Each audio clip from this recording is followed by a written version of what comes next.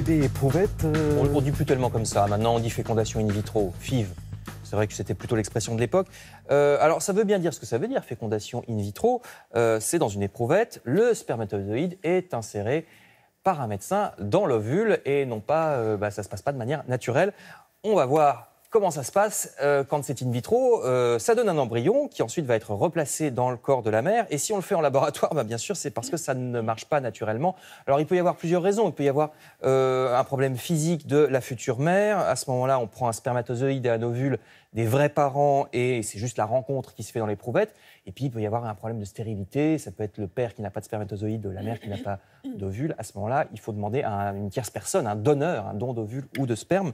Et puis, pareil, on remet à la fin, après la fécondation in vitro, on remet dans le corps de la mère et la grossesse se déroule tout à fait normalement. Voilà pour la technique. Et pour les statistiques, sachez que la fécondation in vitro, c'est entre 0,3 et 3% des naissances dans le monde. Bon, 0,3, c'est les pays pauvres et 3% les pays riches, puisqu'il faut un système de santé qui marche. 8 millions de bébés sont nés ainsi depuis 40 ans, ça fait 500 000 environ par an. Mais attention, 2 tiers des FIV échouent. Quand il y a une fécondation in vitro, il faut souvent recommencer plusieurs fois parce que ça ne marche du premier coup que dans un tiers des cas. Alors voilà, je reviens à Louise Brown, dont c'est l'anniversaire aujourd'hui. Elle est née au Royaume-Uni il y a 40 ans à l'hôpital d'Oldham, qui est une banlieue de Manchester.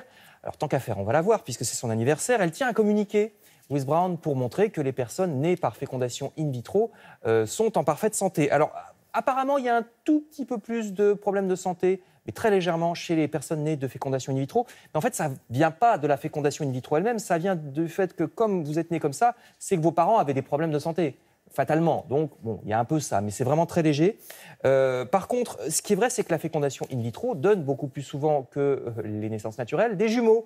Vous voyez, ces jumeaux, alors ça s'explique. Bon, c'est de moins en moins vrai. C'est parce qu'autrefois, on mettait beaucoup d'embryons dans une FIV pour être sûr que ça marche. Et puis, comme ça marche de mieux en mieux, on en met de moins en moins. Donc, il y a de moins en moins de naissances gémellaires pour les fécondations in vitro. Mais quand même, pour l'instant, c'est quand même une naissance sur 6. C'est 10 fois plus que la normale.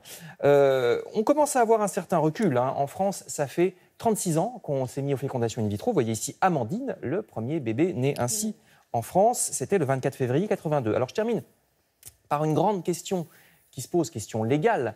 Maintenant, c'est quels couples ont droit ou pas à la fécondation in vitro. Actuellement, en France, ça n'est autorisé que pour les couples hétérosexuels, donc pas les couples de femmes, par exemple, qui en sont exclus pour l'instant.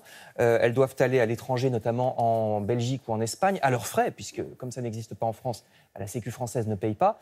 Alors, ça va peut-être changer pour les couples de femmes. Normalement, on devrait en reparler à l'automne, parce que le président Macron l'avait promis. Donc, à l'automne, normalement, il devrait y avoir un débat à ce propos pour les couples de femmes et pour les femmes célibataires. En tout cas, le scientifique anglais, qui s'appelle Robert Edwards, qui a mis au point cette technique avec Louise Brown en 1978. Vous le voyez ici avec la Louise Brown en question. Eh bien, il a été remercié puisqu'il a reçu en 2010 le prix Nobel de médecine pour ses exploits. Donc voilà pour les bébés éprouvettes, fécondation in vitro, FIV, procréation médicalement assistée, tout ça c'est pareil. Attention à ne pas confondre avec la GPA.